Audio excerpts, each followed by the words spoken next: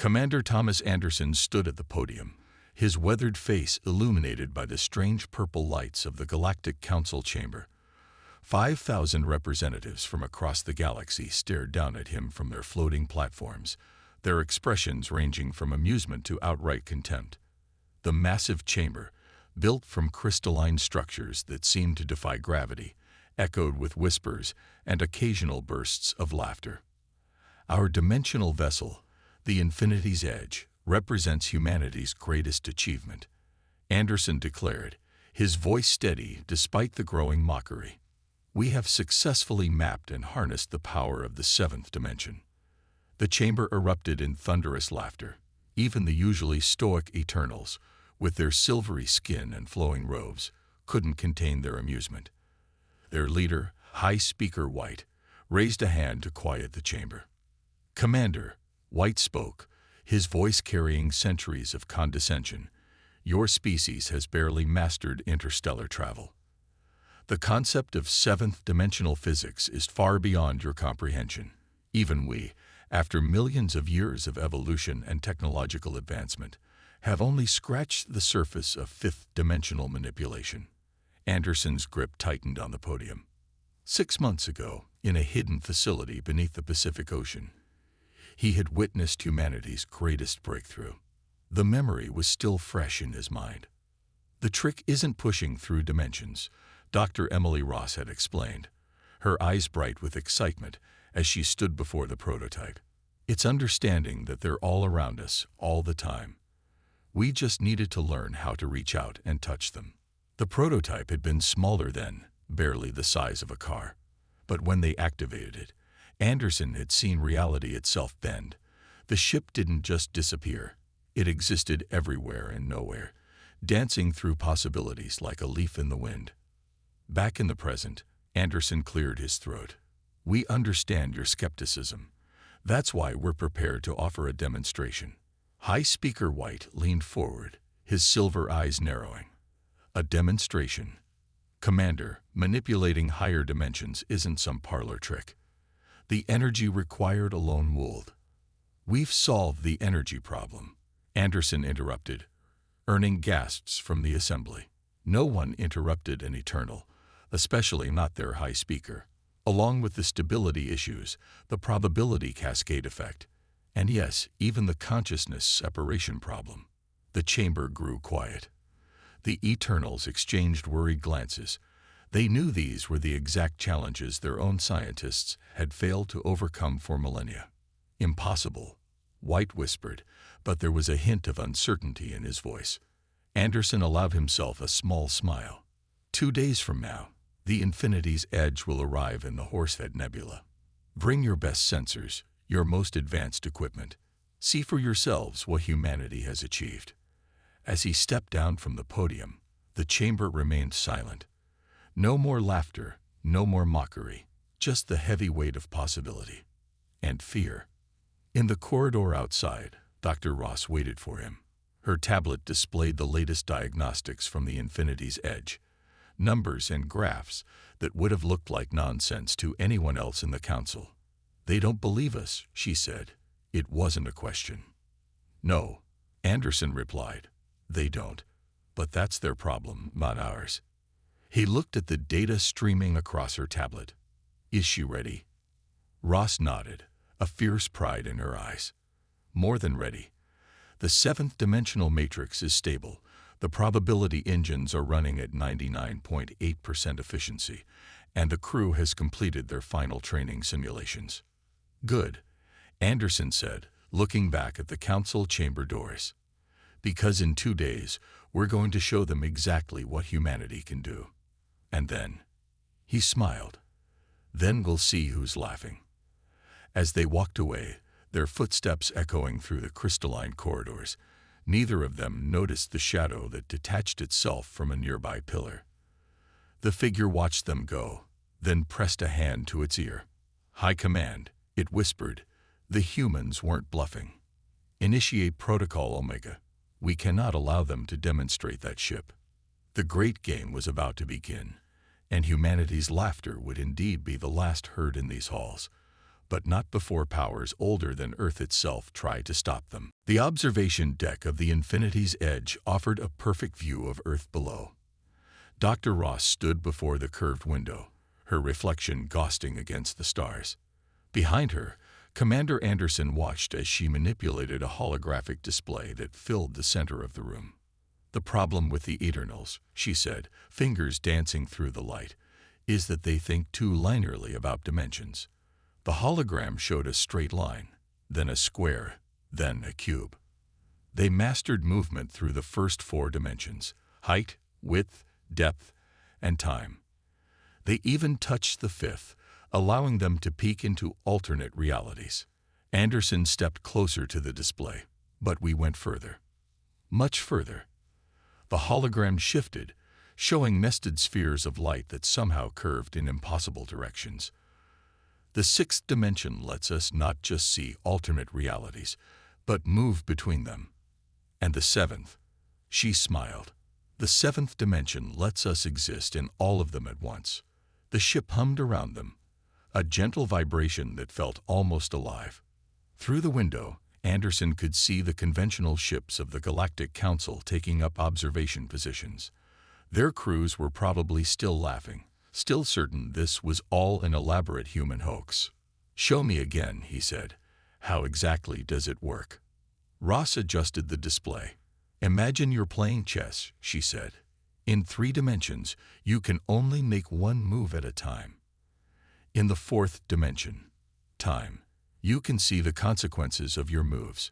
In the 5th, you can glimpse other games where you made different choices." The hologram showed a chess piece multiplying, each copy making a different move. "The Eternals got stuck here," she continued. "They can see these possibilities, but can't interact with them. But in the 6th dimension, we can actually move between these different game states. And in the 7th, the hologram exploded into a constellation of chess pieces, all moving simultaneously. We can play all possible games at once." A warning light flashed on Ross's tablet. She checked it, her expression turning serious. "We're being scanned. The Eternals are using their best 5th-dimensional sensors to try and understand our ship." Anderson smiled. "What are they seeing?" "Nothing that makes sense to them. To their instruments, we simultaneously exist and don't exist. We're here and everywhere. Their sensors are probably giving them readings they think are errors." The door slid open, and Lieutenant Baker rushed in. "Commander, Doctor, we're picking up some unusual energy signatures from the Eternal ships. They're not just scanning us. They're probing." Ross's fingers flew over her tablet. "They're trying to use 5th-dimensional energy to pierce our shields. They want to see how we're maintaining quantum coherence across dimensional barriers." She looked up at Anderson. "They still think we're bluffing, but they're getting nervous." Anderson walked to the window, watching the alien ships circle like wary predators. "Can they break through?" "No," Ross said firmly. "Their 5th-dimensional tech is like trying to understand a cube by looking at its shadow. We're operating on levels they can't even perceive properly." "But," she hesitated. "But what?" "They're desperate. The readings suggest they're pushing their technology far beyond safe levels. If they keep this up, they might cause a dimensional cascade in their own ships." Anderson reached for the ship's comm system. "This is Commander Anderson to all Eternal vessels. Your scanning attempts are noted, but they pose a risk to your ships. We suggest you cease until the official demonstration." The only response was an increase in the probe's intensity. "They won't stop," Ross said quietly. "They've been the most advanced species in the galaxy for so long, they can't accept being surpassed, especially not by us." Anderson nodded slowly. "How long until the demonstration?" 18 hours. "But," Ross checked her readings again, "I don't think they're going to wait that long. These energy signatures, they're not just scanning patterns, they're building to something." The lights dimmed briefly as another probe hit the ship's outer dimensional shell.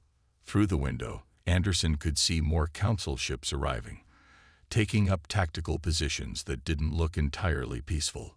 "They're going to try to stop us," he said. It wasn't a question. Yes, Ross agreed, but they don't understand what they're dealing with. When that moment comes, she gestured at the hologram, still showing its impossible dance of chess pieces. We'll be ready to show them exactly what 7 dimensions of power really means. The infinity's edge hummed louder, as if in agreement. Above them, the stars waited silently for the game to begin. The Horsehead Nebula painted the space around them in shades of red and purple. Hundreds of ships from across the galaxy had gathered to witness humanity's supposed breakthrough, or more likely, their humiliation. The infinity's edge floated at the center of this gathering storm, its smooth black hull absorbing the nebulous light. They'd brought quite an audience, Anderson said, watching the fleet of observation vessels through the bridge's main viewport. I count representatives from at least 50 major species. 53, Lieutenant Baker corrected from his sensor station, and they've all brought their most advanced scanning equipment. The amount of energy they're using just to observe us could power Earth for a year. Dr. Ross worked at her station, her fingers moving quickly across multiple holographic displays. The Eternals have positioned their science vessels in a pentagonal formation around us. Classic fifth-dimensional observation pattern. She looked up at Anderson. They're not just here to watch. That formation could be weaponized in seconds. Anderson nodded slowly. They're scared. They should be, Baker said with a grin. The ship's communication system chimed. High Speaker White's face appeared on the main screen, his silver skin reflecting the nebulous colors. Commander Anderson, we are ready to begin our observations. Please proceed with your... He paused, his lips curling slightly. Demonstration. Anderson stood from his command chair. Before we begin, I must warn all vessels to maintain their current distance. The dimensional effects you're about to witness might interfere with your sensors, and we take no responsibility for any equipment damage. Laughter echoed through the communication channel. How thoughtful of you to worry about our equipment, White said. Rest assured, our sensors can handle anything your ship might generate. Please, proceed. Anderson looked at Ross. She nodded. Everything was ready. Dr. Ross, he said formally, initiate dimensional drive sequence. The infinity's edge hummed to life. Deep within its core, machines that shouldn't exist began to spin in directions that shouldn't be possible. On the bridge, reality itself seemed to flex. First stage initiation complete, Ross announced. Breaking 4-dimensional constraints. On every observation ship, alarms began to sound. The infinity's edge was no longer just moving through space and time. It was moving beyond them. Second stage engage, Ross continued. Entering 5th-dimensional space.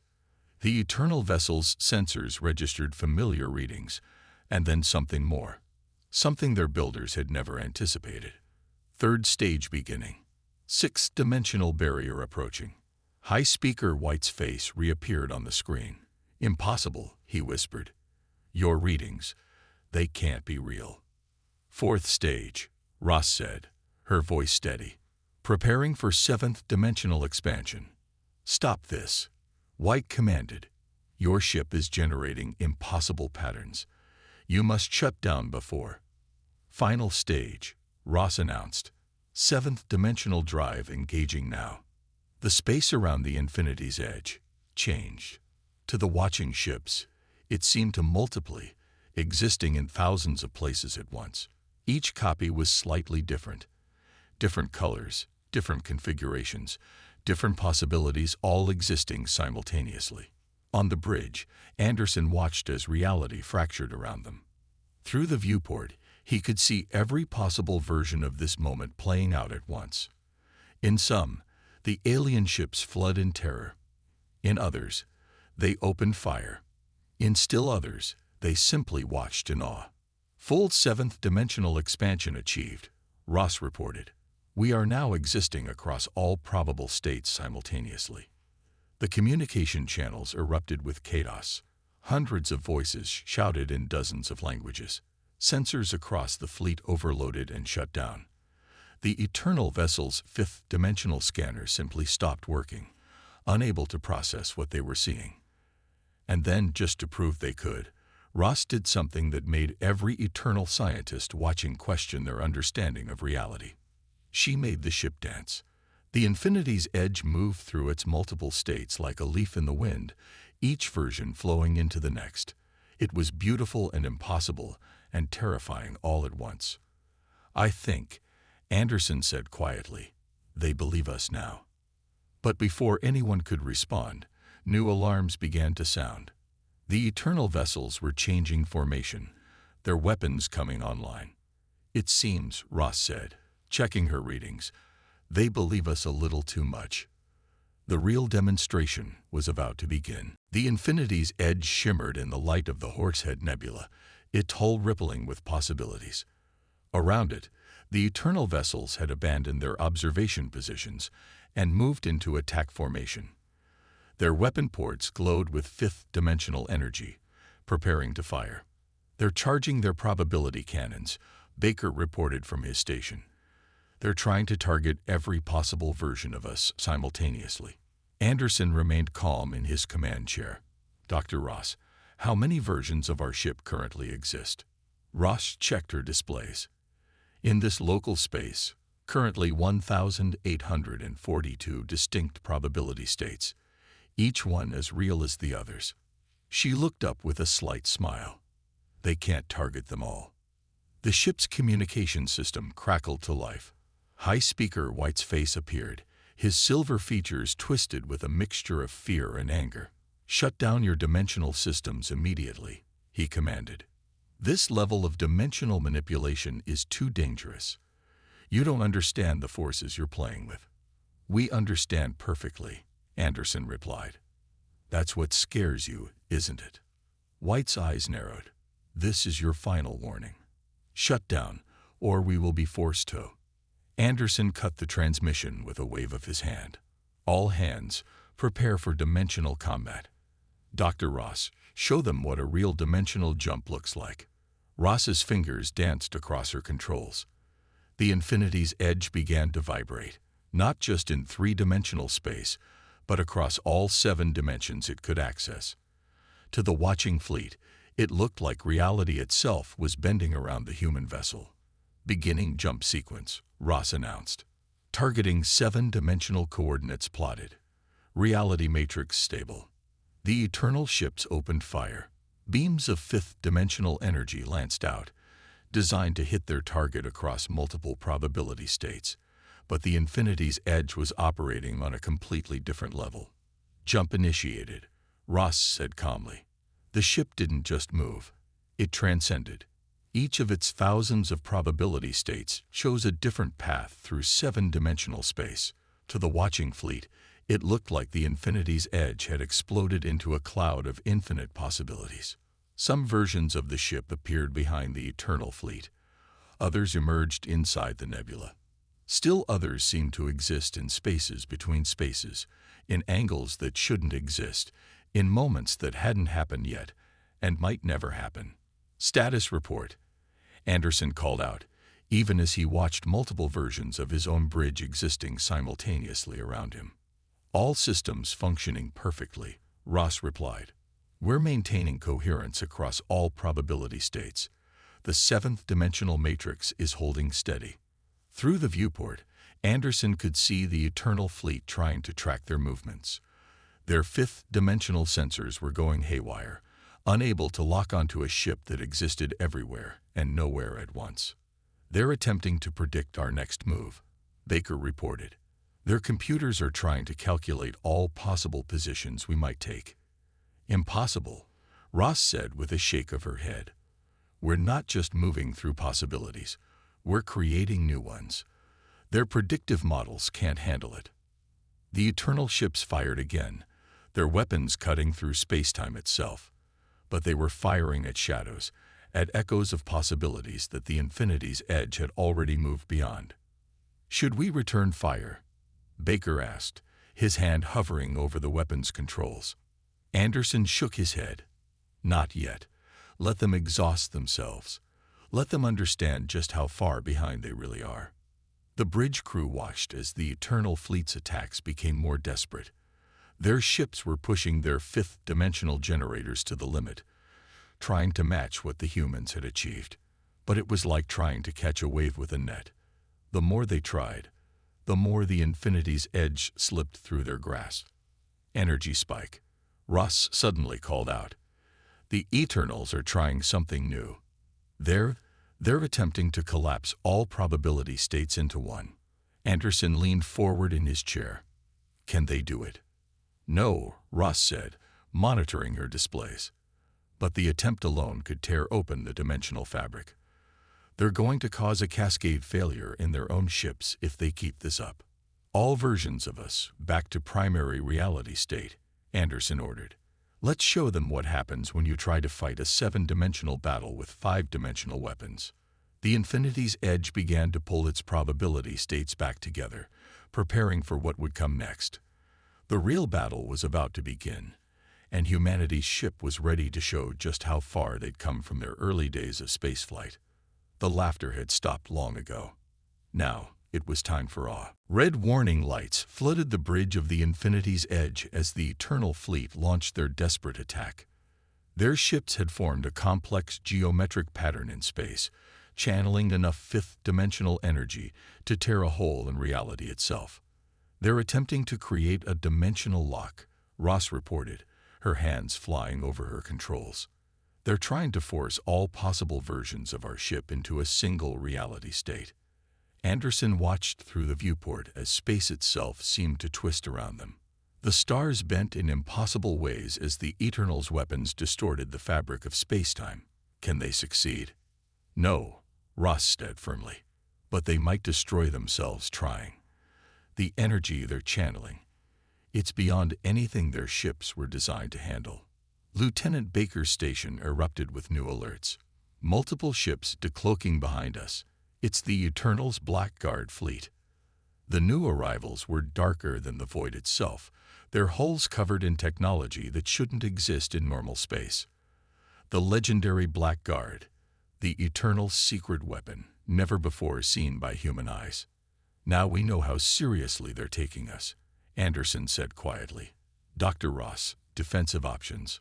Ross was already moving her hands through the holographic controls, initiating 7th-dimensional defense protocol, redistributing our probability matrix. The infinity's edge responded instantly. Instead of trying to exist in multiple states at once, it began to shift the probability of its own existence.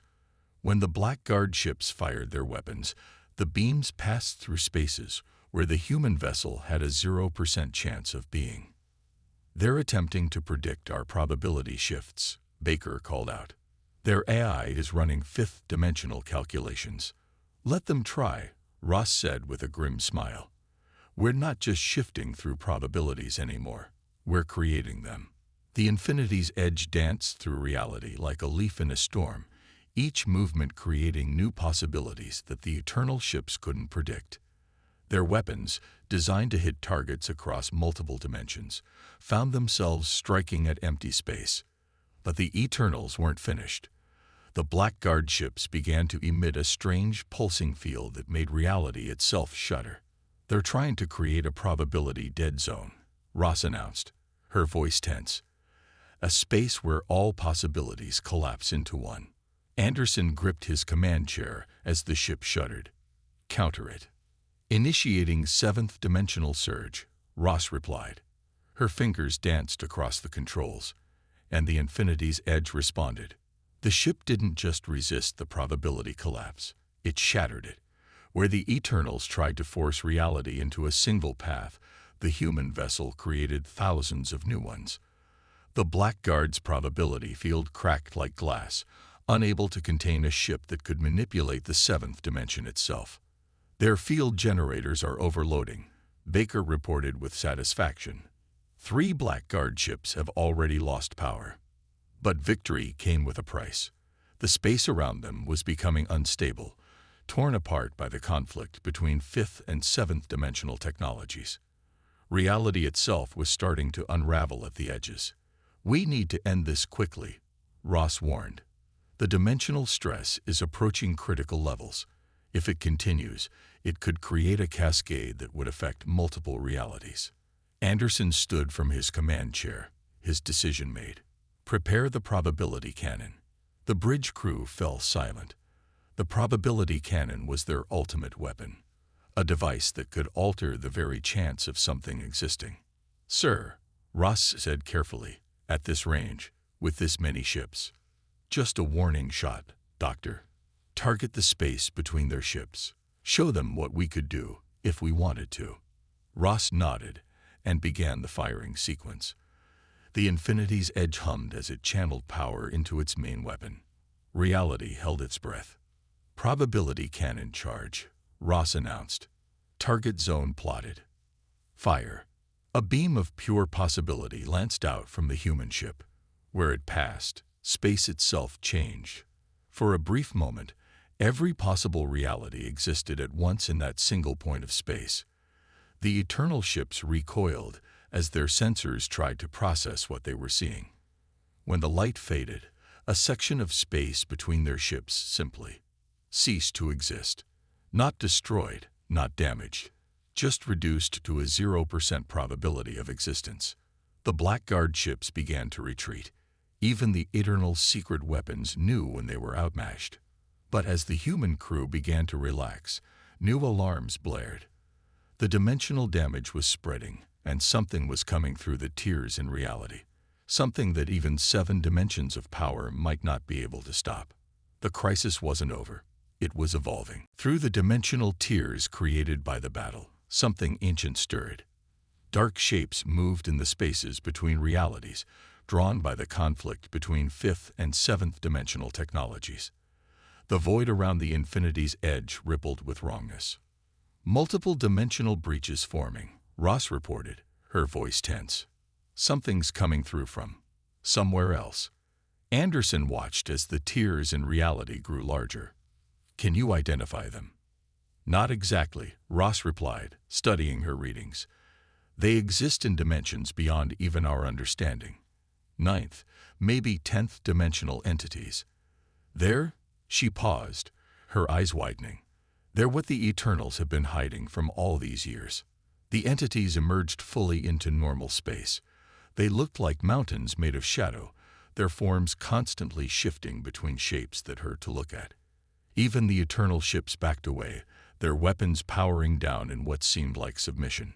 The ship's communication system activated on its own. A voice spoke, not in words, but in concepts that burned themselves directly into the minds of everyone present. "U-A-V-E-D-U-R-A-L. Our ATTN-2-1." Anderson stood from his command chair, facing the main viewport. "We didn't mean to disturb you. The barriers between dimensions must remain. UAVDMAGD them." "The Eternals attacked us," Baker protested. "We were defending ourselves." "Irrelevant. The damage is done.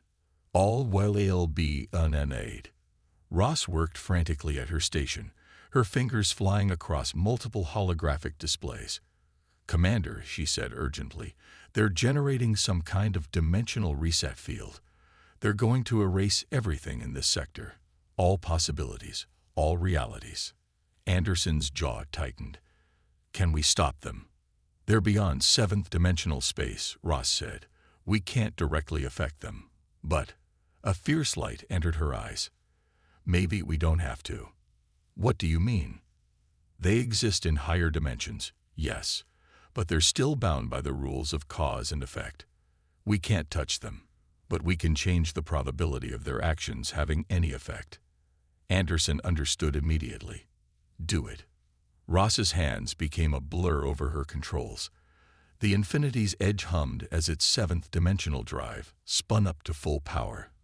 But this time, instead of moving through possibilities, it began to change them. The entities noticed. Their massive forms twisted toward the human vessel. "Your Riza STNCEIS." The sentence was never finished. The Infinity's edge released a wave of 7th dimensional energy that rewrote probability itself. Suddenly, The chance of the entity's reset field having any effect dropped to zero. The chance of their presence affecting normal space became null. The shadow beings recoiled, experiencing for the first time what it meant to be powerless. "What is this?"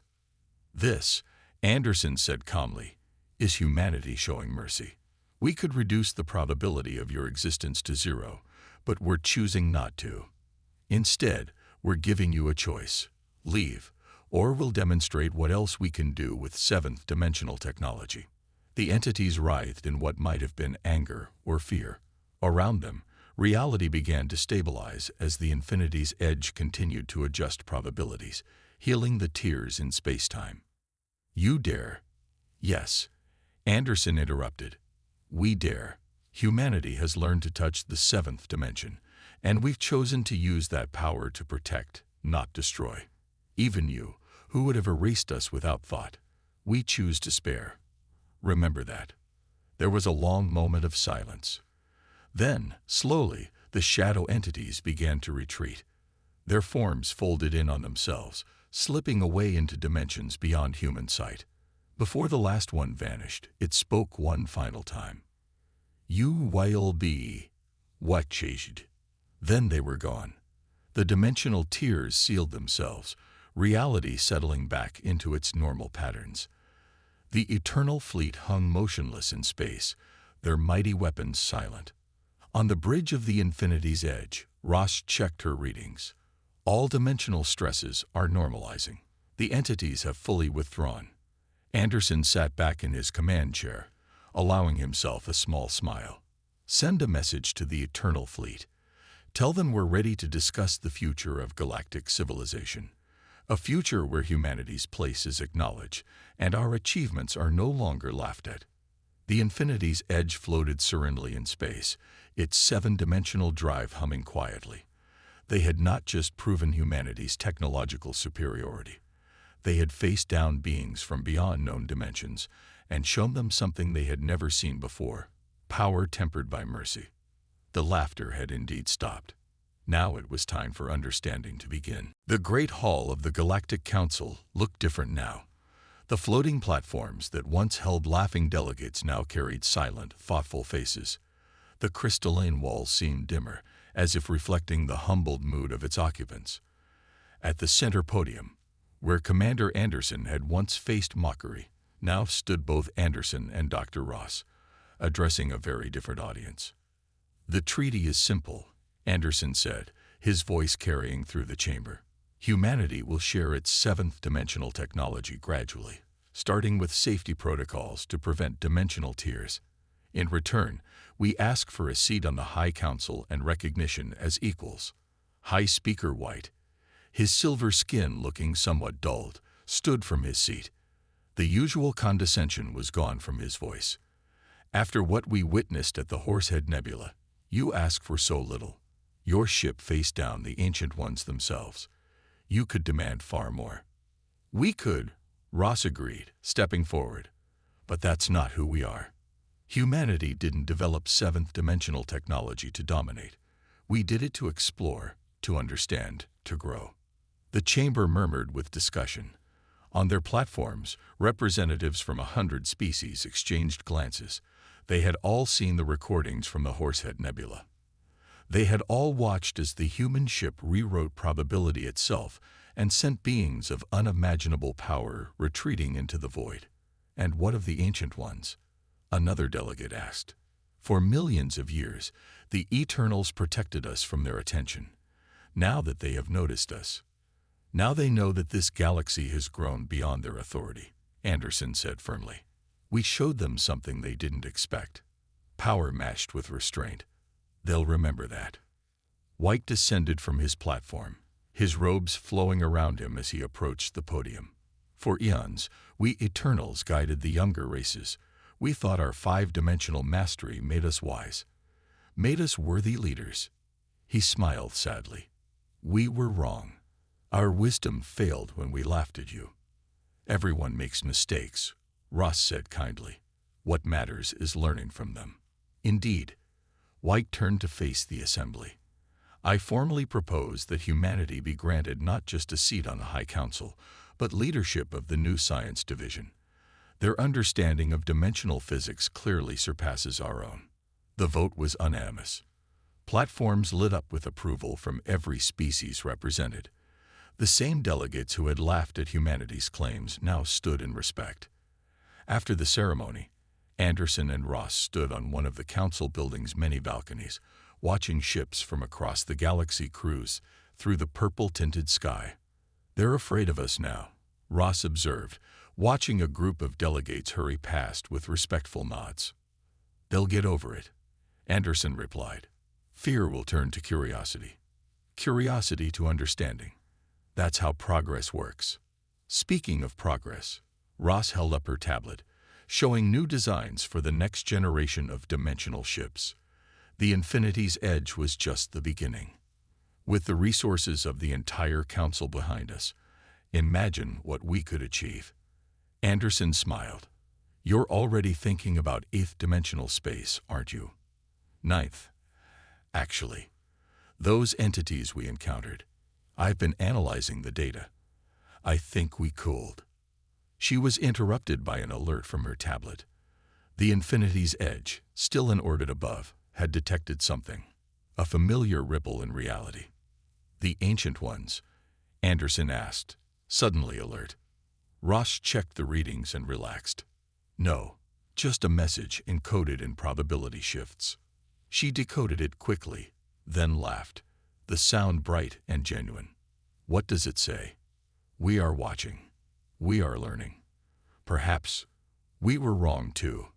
Anderson looked up at the sky, somewhere beyond which their ship floated, its 7th dimensional drive humming quietly. "That's how it starts, isn't it? First, the laughter stops. Then the learning begins." "And then?" Ross asked, already knowing the answer.